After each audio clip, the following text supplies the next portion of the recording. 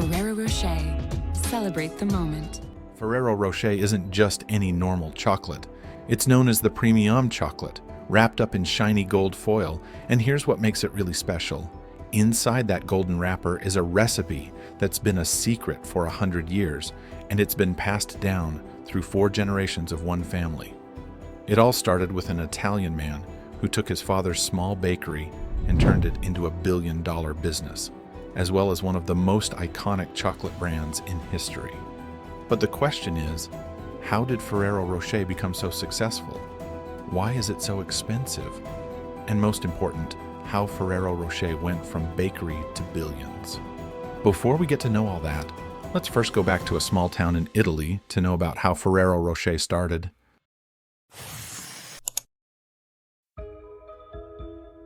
Michele Ferrero was born on April 26, 1925 in Piedmont, a beautiful region in northwest Italy known for its amazing mountain views and its border with Switzerland. He grew up in Alba, a lovely town between Turin and Genoa. Alba is famous for its delicious wines, ancient Roman history, and impressive buildings that have stood for centuries. In the same town, Michele's father, Pietro, started a small bakery with big dreams. He was trained as a pastry chef, and he got obsessed with mixing cocoa and hazelnuts, which were always available nearby. That obsession led to his own version of gianduja, a thick, dark, chocolatey paste famous in the region, making Piedmont known for its chocolate. Pietro named his recipe pasta gianduja. It's like a creamy spread that lots of people like. They started selling it everywhere in the country, and it became really popular. They sold it in small aluminum foil packages that needed to be opened with a knife. In 1946, Pietro and his brother Giovanni started a company called Ferrero. They wanted to make their small pastry shop and chocolate business bigger. Surprisingly, but Pietro's smartest move for his business wasn't something he did in his shop. It was when his wife Pietra had their only kid, Michele. Michele grew up in Alba, a small countryside town with not much going on. But as he grew older, he made Alba famous. Not just locally, but worldwide. He learned everything about the business by watching his dad closely. But things got tough when his father died at the age of 51, handed over the business to his brother Giovanni and Michele to manage. A few years later, Giovanni also died, leaving Michele feeling very sad. Now, Michele had to take care of the business all by himself.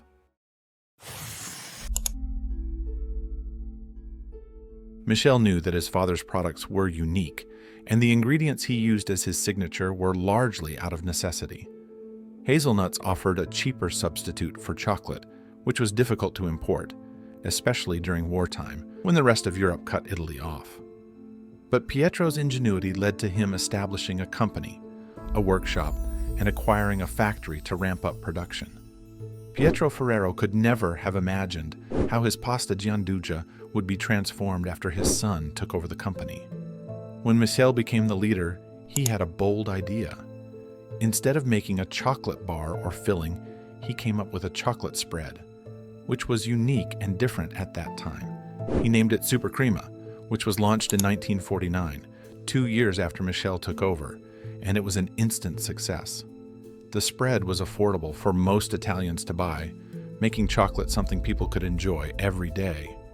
Super Crema came in a jar just like other spreads for bread. Michele had a great idea to paint a truck in the company colors and drive it around Italy, giving out free chocolate to kids. He understood that good advertising could make people want his product, which was not a common idea at the time. In just 10 years of Michele's leadership, Ferrero opened 3 new factories and 2 of them outside of Italy. The key to Michele's success was expanding into the German market. He turned old missile factories into candy factories. He smartly used the post-war buildings and the increased craving for candy bars that developed during the war when they were given to soldiers as rations. However, in 1964, he made a daring decision that ultimately proved highly beneficial.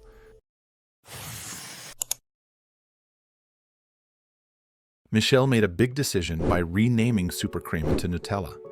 He combined the English word nut with an Italian ending, like in words such as mozzarella and citronella. But it wasn't just a new name. Michele was obsessed, like his father, with getting the ingredients just right. When he finally did, Nutella was launched with a new recipe, which is still a secret today. The recipe is super secret. They don't allow the media to tour the factories, and they even translated the recipe into Arabic and locked it in a vault in Egypt. Kids in Europe loved Nutella right away, and Michele's smart move to give it a name that everyone liked helped it become popular all over the world. In 1983, Nutella came to the United States, and it became a huge hit everywhere. Michele was happy about Nutella's success, but he didn't want to stop there. In 1968, Michele introduced a product specifically designed for children, naming it Kinder, which translates to children in German. Since he was already making candy in Germany, he thought kids there would like it, and he was right.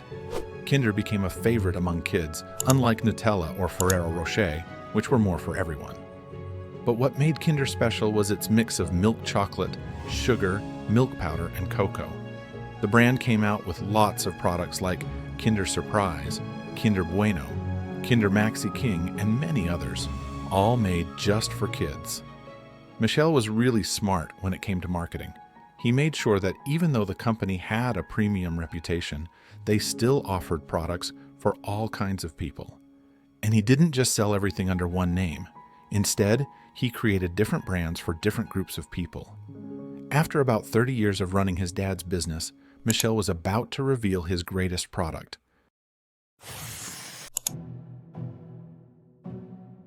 In 1979, Michele launched Ferrero Rocher, a chocolate that everybody wanted.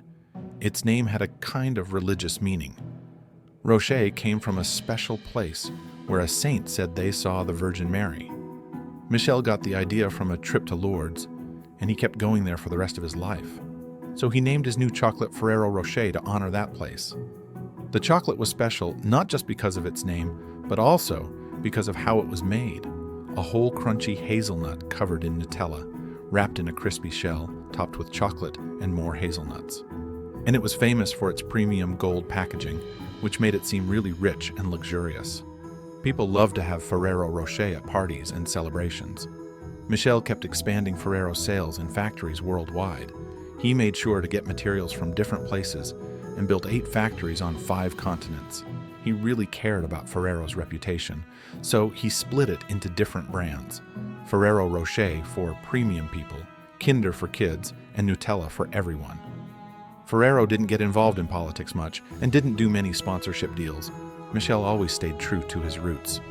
Michele didn't just build a business and leave a legacy. He also supported every employee who stood by him from the beginning, even when Ferrero was just starting out and didn't have much, through his Ferrero Foundation.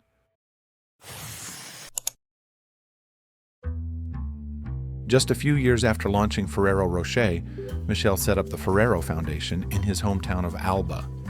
It includes a kindergarten, a school, a bar, workshops, fitness rooms, and even medical facilities. This building is open to employees who have worked with the company for over 25 years. The Ferrero company is still run by the family today. After Michele died in 2015, his sons Giovanni and Pietro Jr. took over the company. Last year, the Ferrero Group earned over $18 billion in revenue. They're also the 3rd largest chocolate company globally. Plus, Ferrero buys more hazelnuts than anyone else because hazelnuts are a key ingredient in their main products. Today, Michele Ferrero's son, Giovanni Ferrero, is Italy's richest person. If you liked this video, I've got a great recommendation for you. Check out the story of how a poor Japanese boy created Toyota. Simply click on the thumbnail on your screen to learn the truth behind Toyota. See you there. Cheers.